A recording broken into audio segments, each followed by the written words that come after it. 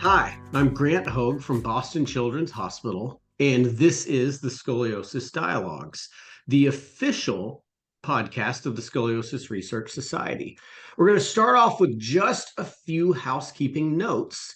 I want to let everyone know that abstracts are open for our very first Asia Pacific meeting. This is going to be February 6th and 7th in 2026 in Japan.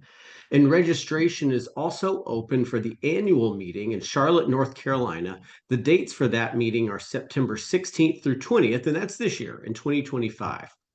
And so today on the podcast, we have a special treat for everyone, particularly if you're tired of hearing from surgeons or you're tired of hearing about research.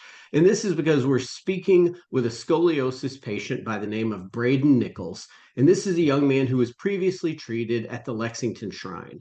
And so, Brayden, could you get us started just by telling everyone a little bit about yourself, age, demographics, and what are you doing with your life now? Yeah, so I'm currently 21 years old. I just turned 21 a couple days ago. I'm a now senior at the University of Kentucky studying architecture, and I sort of got interested in what you all are doing with SRS through just a couple of things Googling. I do research in pediatric healthcare with architecture in that sort of area, just Googling some like scoliosis research that's going on, and I came across some of the stuff that you all are doing. So it's kind of how I got interested in what the projects and all the sort of stuff you guys got going on. Excellent. And I'll point out to the listeners that Brayden, you reached out to us because you wanted to be involved and you wanted to share your experience. And I think that's really incredible. And I hope that that's something that happens more in the future. And on top of that, happy 21st birthday. Thank you. And so, can you tell us a little bit about your first experience in clinic at the Shriners Hospital? You know, things like what you were nervous about, what you saw, what you remember, or what the staff did to allay any of your fears. Yeah, so I sort of think of it in two different chunks because I was initially diagnosed, I would say prematurely before my like initial big growth spurt, just keeping an eye on my back, you know what they do at the doctors with your annual checkups. And I went to Shriners before they were in their new building here in Lexington. They had a previous building. And so I went there, I was in fifth grade, and sort of got like a very small rundown of what it could be because my curve could not worsen and I would never have to do anything, you know, with Shriners. But so after that, it was kind of just always in the back of my mind. I kind of forgot about it, honestly, until my freshman year of high school. So I would say I'm around 15 at this time. I hit like my big growth spurt. At the time, I was playing like varsity soccer. I was also getting started in club soccer and track and all the things. And it was a really big change at first, just because I got my x-rays because my doctor at my annual checkup, he noticed just off like the what you all do like off the eye that my spine was obviously curving. And so he sent me for x-rays. It all happened kind of quick. And then all I knew is the next thing I was off to, because I lived in Richmond, that's where I'm from. It's like 45 minutes, I would say, away from Shriners. And so we had a Shriners appointment scheduled, had kind of going in blind. I had no idea what neither any of my family, just because we had never dealt with scoliosis or what it entailed or what the treatment is or any sort. So went to my first appointment. They kind of gave us I would say the first appointment is a little difficult just because, I mean, you all as surgeons, you deal with it every day. So, but you also, I mean, at least in my experience, knew how to take it very slow, kind of reading the patient, just taking it as they're also receiving it. I mean, on my end, it was sort of taking that boundary from like knowing nothing to realizing that like it's kind of serious, like, you know, getting whether it's surgery or bracing for the next like 3 years. So they really broke it down for me. I know the environment. It was also COVID, so that was really different just because it was almost like kind of like ghostly because there was no patients there. Because where they had you scheduled, you were in there while no one else was there. So you were in there in this huge waiting room by yourself, maybe a couple of families masked up. So I mean that environment in alone, it was probably the first time I was really going out since everything with COVID. So but the initial breakdown of it, they kind of just laid out what the options were, teaching us how to read the spinal X-ray because I mean, if you're not used to any sort of medical stuff like that, that's a whole other spectrum on its own. And something they didn't push, but also like encourage, like because you can go home and Google and research everything on your own, but just taking it very slowly because it's a huge process. So. I would say the first thing that he really broke down for me, my surgeon that I worked with over my whole experience there was, at the point I was at, I could either get surgery and kind of like brace for that, or try the bracing treatment to see if it would, not necessarily correct my curve, but withhold it from getting to a point where I would need surgery, and really broke down like the commitment that that takes. And what we looked at was around 18 to 22 hours a day is what I would need to be in my brace for it to really work. And just the dedication that that takes, because being in a brace from never being in a brace before, especially around your full torso, was really interesting. And I would say at that meeting, I was like, yeah, sure. Like, had no idea. I didn't even really know what it looked like. I would say the initial like shock factor was like when I first got it. Because the first day, I mean, it's kind of fun. They're taking you back to the back room, everything's new and everyone's so nice. And then you're going back there, they're scanning your body and getting it ready for the brace. I would say the really like shock factors when you put the brace on and you have to learn. I remember the shock for me was learning how to like to walk in it, because I put it on and it's like a corset. They strap it up really, really tight, and all that's going on, and then you're having to like walk in it and then look in like the mirror and see yourself in it. That's really when I think they were really able to step in, especially all the nurses, everything helping me. I'm sure they go through it every day dealing with new patients of all ages. They were really good about just being there and just reading my emotions, which were probably all over the scale. I was probably crazy. So I would say that was my initial reaction to everything with Shriners and scoliosis and introductory to this whole process. It's a really interesting point you make that your curve was kind of in that gray area where you Mhm. could have decided, all right, well, let's go ahead and do surgery or let's go into a brace. Mhm. And it sounded like you had a really in-depth and educational discussion with your surgeon. And I will Yes. tell you, just from my own personal experience, those are incredibly hard discussions to have. Because people will have these gray or these tweener curves, kind of between 40 and 55 degrees. And ultimately, most families don't want to expose their kid to the risk of surgery. But the flip side of that is nobody can wear the brace for you. You're the only one that can do it. And that's an incredible amount of responsibility for a freshman in high school. Yeah. And so, how did you do it? Right? Like you've already told me that it was shocking at the beginning. Yeah. But my understanding is that you were very successful in this endeavor. So, what was your secret and what helped you to endure? I really want to say that it was a mix of obviously like my family and friends, like a really good support system. Being there, Shriners, I mean, I was lucky enough to have Shriners 45 minutes away, so it was never too big of like a hassle to call them, or like, especially with them being my region, if we needed like a checkup anything time soon. So that was helpful, but also, really just looking at it long term, I don't even like getting a shot, so much less surgery was like a whole big thing that I was trying to avoid. And so that was like a quick like yes, bracing. But I would say really the hard struggle were the months that followed the bracing, because there's all the discussions of like, do I wear a front latching brace or one that latches in the back? And then it's like figuring out your curves and figuring out like, because I was 15, like I still grew a couple inches and like my body was changing and like gaining muscle and all the things. Like there was so much during that time period that was just a lot of like change. And obviously like I couldn't even drive. I didn't have my license. So like there were just so many moments throughout that time period that I wasn't a brace. But a big factor for me was I think COVID helped a little bit, because I mean we were home all the time, and that's why I always tell people I think I was super lucky in that aspect, because a lot of people have like the social change and like wearing a brace out in public or in school and all the things, like the fears of that. Luckily for the first, I want to say year or so, I was pretty much fully home. And so got to really learn at my own pace, learn like my limits and learn like stretches and all the things. I was home for that. And I would say really grateful for that. One of the harder things for me was I was super involved in sports. And I mean, alone, like conditioning and practicing and tournaments and games, I would say a day I would be need to be out, like need in quotations around to be out of my brace at least 8 hours a day.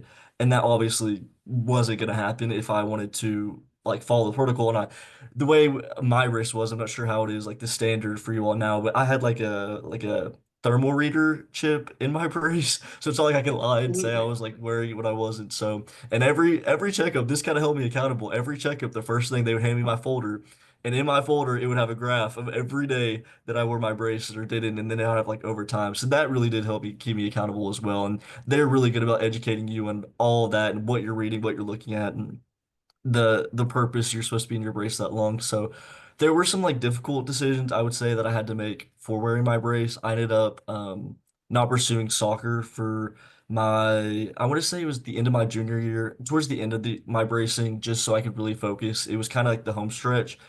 I really wanted to focus and make sure that I was in my brace however long I needed to, because at the end of the day, not having surgery was really my goal that I wanted, especially since my doctor was willing to really work with me, and sports was always something that we would come in and talk about, like the risk of being in sport and having a like scoliosis, like what did I need to avoid, what sort of like did I need to avoid tackling, all these things that I I really think that my surgeon like specifically went above and beyond, because he would come in and be like, okay, you need to avoid these kind of headers, and he would really study. I'm not sure if you all do that generally for every sport, but he would really personalize it for me, especially with any questions I would ask about the sports I was currently in and what I needed to avoid at that time. Like headers was probably something that he would prefer that I didn't really do, just because the compression on the spine, like trampolines, random things like that. So I think the what really pushed me through to be successful in my brace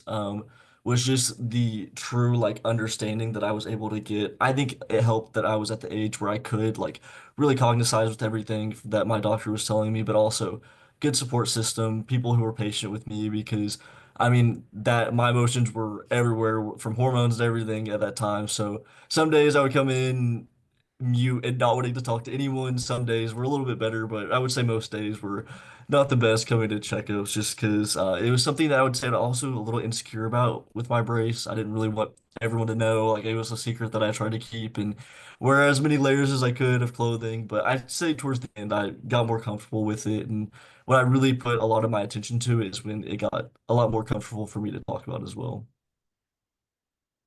So one of the things you mentioned, Brayden, was sports.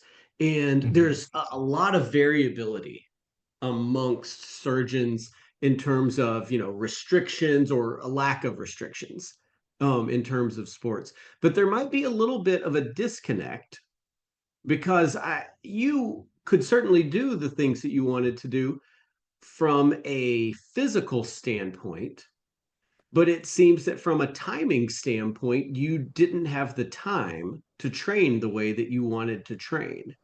Mhm.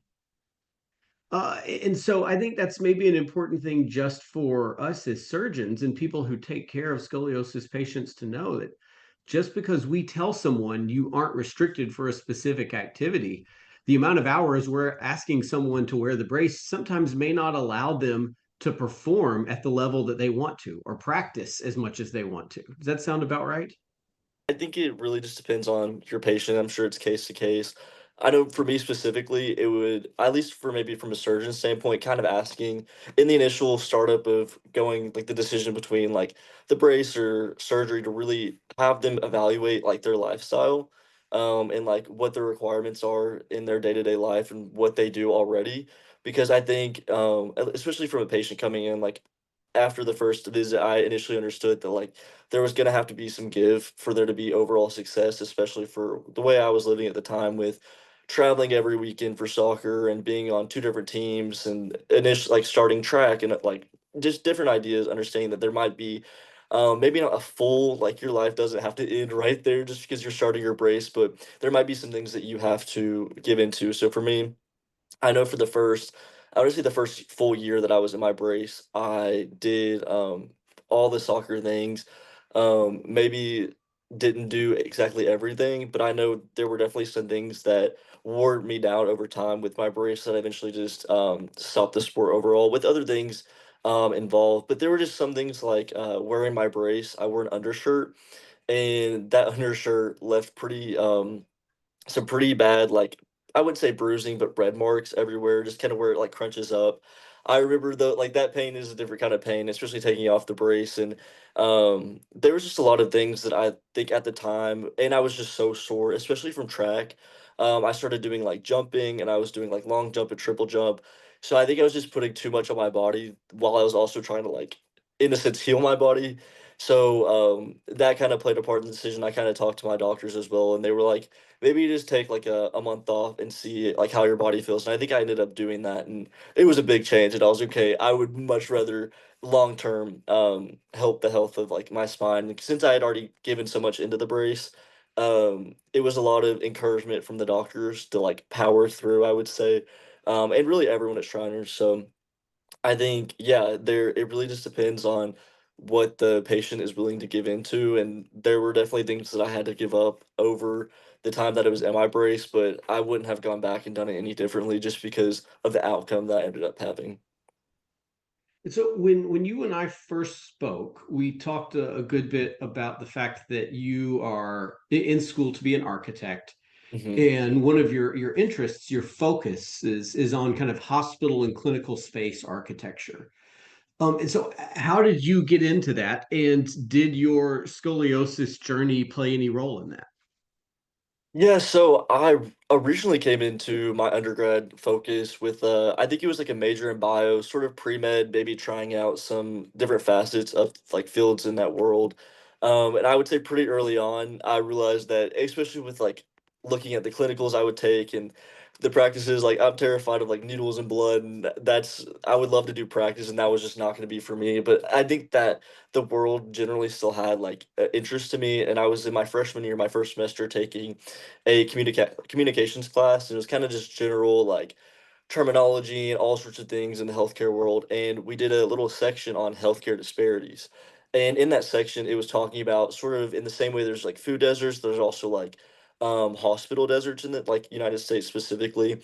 And that I had to write a paper on it, and it got me thinking like how lucky I was to have Shriners only 45 minutes away.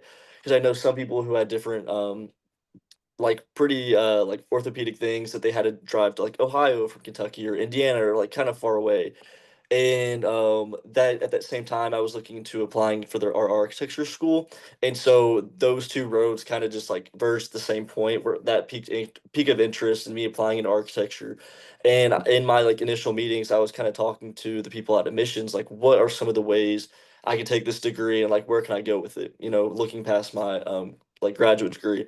And they were like, told me all of them. The one that stuck out to me was healthcare architecture, and I thought that was super interesting because I never thought about like went behind building hospitals and all sorts of the factors that play into that and the people that go into designing them. And from there, I started architecture school, beginning of my sophomore year, and as soon as I started, I joined. I got into like a research fellowship and that I had applied to when I was pre-med, but it's for all disciplines. And so I had to change my research because I was originally doing research at the College of Nursing with some different health interventions. And so I switched, got a new mentor in the College of Design. Her name's Lindsay Fay.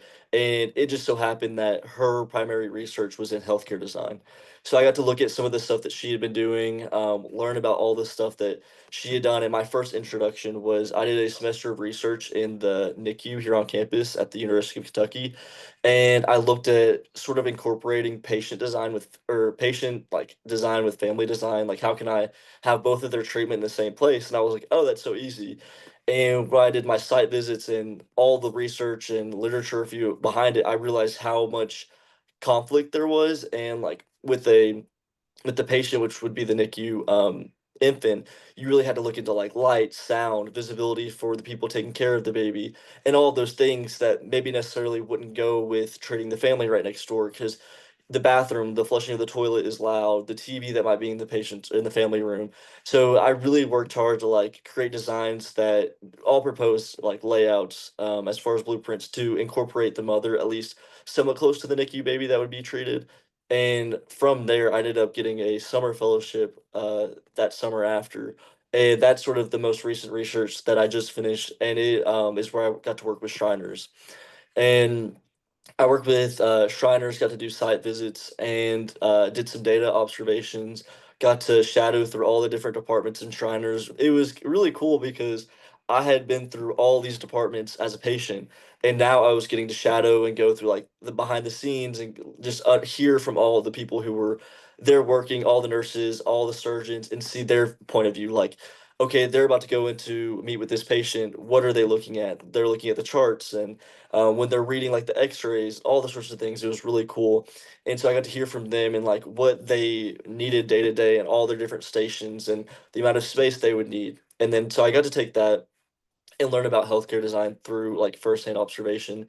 But also, I focus primarily on positive distractions in like pediatric areas and waiting rooms.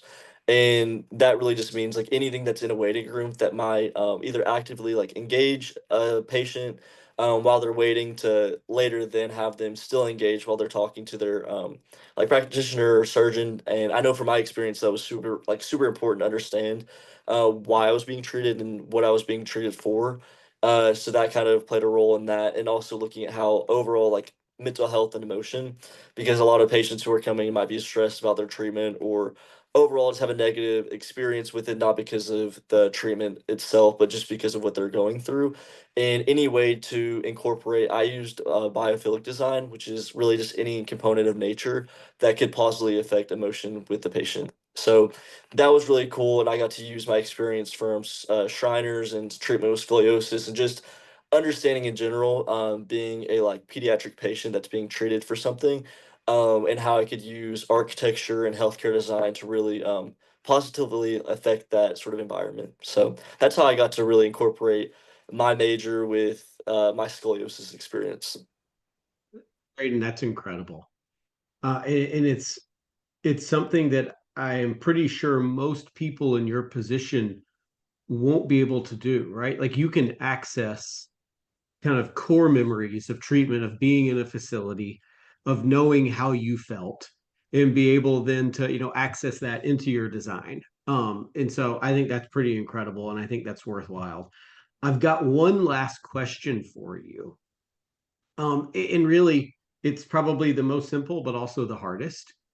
What would you today at 21 tell your 15-year-old self Mm. in terms of starting this? Whether it's the day of diagnosis or the day you get your brace, what would you tell yourself or another 15-year-old, another freshman in high school? Yeah, I think it at the time I was going into it really stubborn just because it was one of those things like I knew it was happening and I knew it was going to happen. Being in my brace and having to wear it eventually in public, so I think going in, I would just be very upfront and honest with what is going to happen and what the process is going to look like. And I think I would just tell myself, like, obviously, like, look at your two options. Because for me, I mean, I was lucky enough to even have options, and I'm very grateful to see that now. But at the time, I was kind of just like, whatever about it, but I am very grateful that I had the option to have bracing because a lot of people may not have the option and they might be told that they're going straight into surgery without even really getting an option in that. So I am grateful for that, but I think I would just tell myself that it is going to be okay. Like there's life after your 3 years of bracing, and people are going to be a lot more reasonable, and you're not going to sit there and get made fun of because you're braced. Like people are going to be a lot more um honestly, and I think I would just tell myself also that like don't mistake like people's curiosity about your treatment for them being like maybe rude or anything or like snarky about it, because a lot of people just, I mean, just like myself prior to this treatment, I knew nothing about scoliosis or what a brace did or what it even was. So if people see like, I know for me, like my worst fear was someone seeing like my brace stick out at school, like see like the little like curve of the plastic sticking out around my shoulder or something. And when people would ask me about it, it was the end of the world for that day, and I needed to pack it up and go home.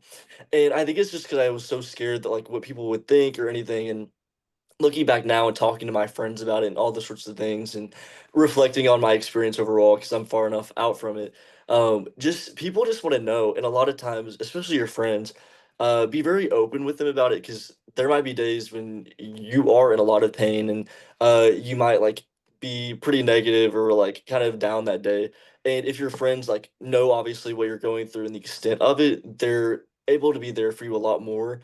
And I think it definitely depends on like what age you are going through this treatment at, but just it's hard getting over that initial hump of going through it and being okay and sort of accepting that you're getting this treatment and all of these sorts of things, but just being learning to be open about your treatment just because in the long run it helps you so much. And I know for me something that where I was so closed off for my treatment for the longest time, it really did almost affect my treatment a little bit because towards the end of my experience I probably did need I ended up having 2 braces overall, and I probably did need a third brace because at the end my brace was way too small just because where I was growing at that point, and it was causing a lot of pain. But I wasn't comfortable enough really talking about my full experience to an extent yet to like whether my parents, friends, like surgeons, whatever it was, that I could have ended up maybe alleviating some of my pain a little bit by getting a third brace there at the final stretch of that year.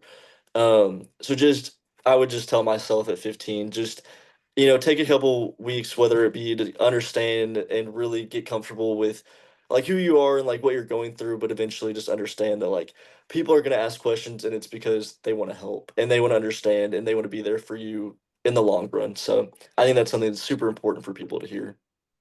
I love all of the things that you just said. The things that I heard were, it's going to be okay to advocate for yourself, particularly, if you need a third brace or not. Hmm. And that as far as your friends go, other people, that curiosity doesn't imply judgment. That more Hmm. often than not, it seems like your friends wanted to be there for you and help you out. Yeah, Well, that's excellent, Brayden. And I think that's the perfect ending. I really appreciate you being here with us on the podcast. I appreciate you sharing your story. It's a testament to your own perseverance, really more than anything. But I think we can also draw this as a win for the Shrine and for kind of the membership of the SRS, that there are a lot of people in this country and in this world taking really great care of patients and trying to encourage them to do everything they need to do to either avoid surgery in your case or have the right surgery at the right time in the safest way possible. 100%. Yes. All right, thank you. That's all we've got today on the Scoliosis Dialogues. We will see you next time.